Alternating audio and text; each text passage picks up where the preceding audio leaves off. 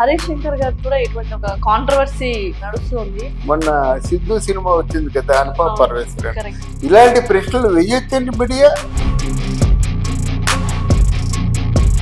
ఏంటి అసలు మీడియా ఎటు పడితే అటు ఎలా పడితే అలా క్వశ్చన్స్ వేయడం అనేది కరెక్టా? ఈ రోజు మన కర్మ ఎంత కాలిపోయిందంటే జర్నలిస్టులకి ప్రవేశం లేదు. మీడియా పర్సన్ సురేష్ కొండేటి గారు కూడా ఎన్నో సార్లు మాట తూలాడు. అమ్మాయిల గురించి అసభ్యంగా కూడా క్వశ్చన్స్ అడగడం జరిగింది, హీరోయిన్స్ గురించి. మీరు సారీ చెప్పించరా అనేది ఒక కాంట్రవర్సీ నడుస్తుంది. అప్పుడప్పుడు చిరంజీవి లాంటి వాళ్ళు సంయమనం పాటిస్తూ హంబులుగా చెప్తుంటాడు అన్నమాట. అలా కాకుండా తిరగబడితే ఏం చేస్తారా మీరు?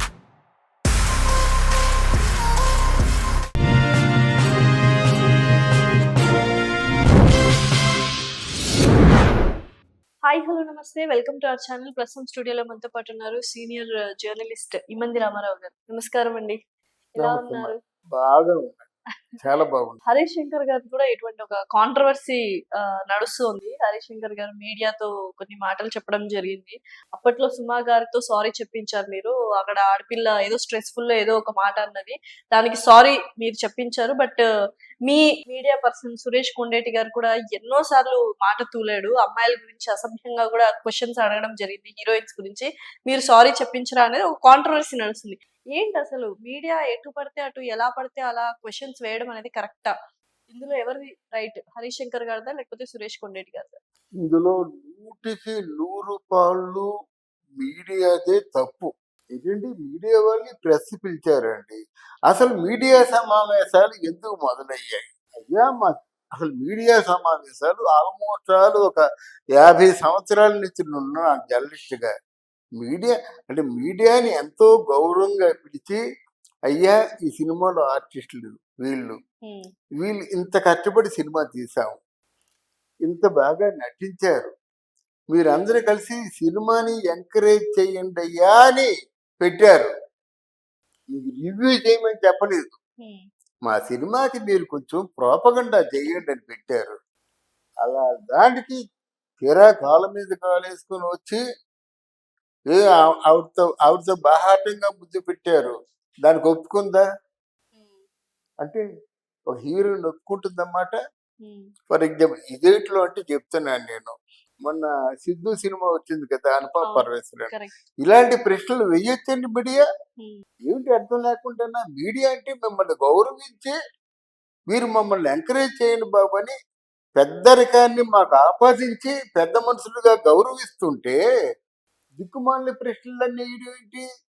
అందరూ నవ్వుకుంటారన్నా?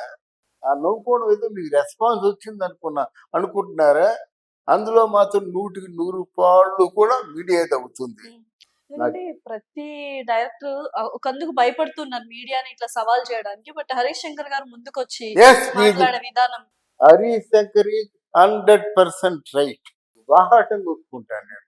ఎందుకంటే ఎవరో ఒకరు మీడియాకి అలాగా తగలకపోతే అది వేటైపోతున్నారు రోజు రోజుకి.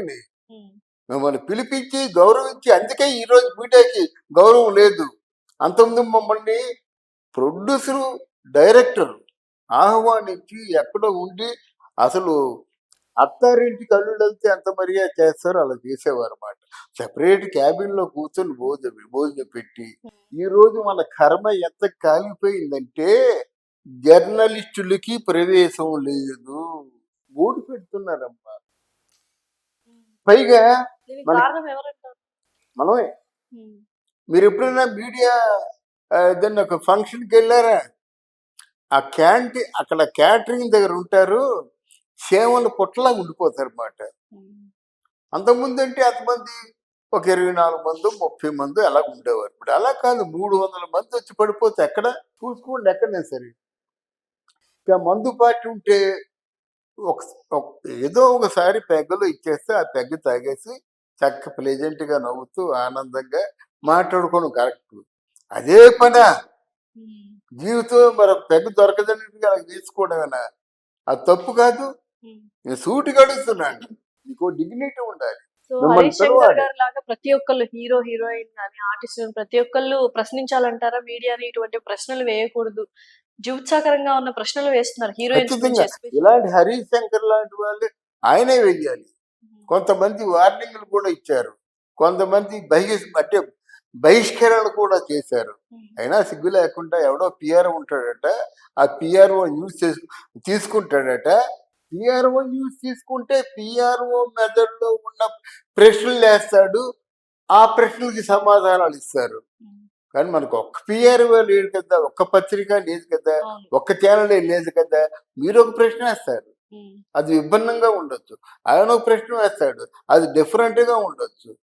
అందరికీ సమాధానం కావాలి. కానీ మొత్తం ఇంతమంది మీడియా తరఫున ఎవడో ఒకడు ప్రశ్నలు వేస్తే ఆ ప్రశ్నలకి వాళ్ళ సమాధానం చెప్తే ఆ సమాధానం ఏమో అందరికీ చాలా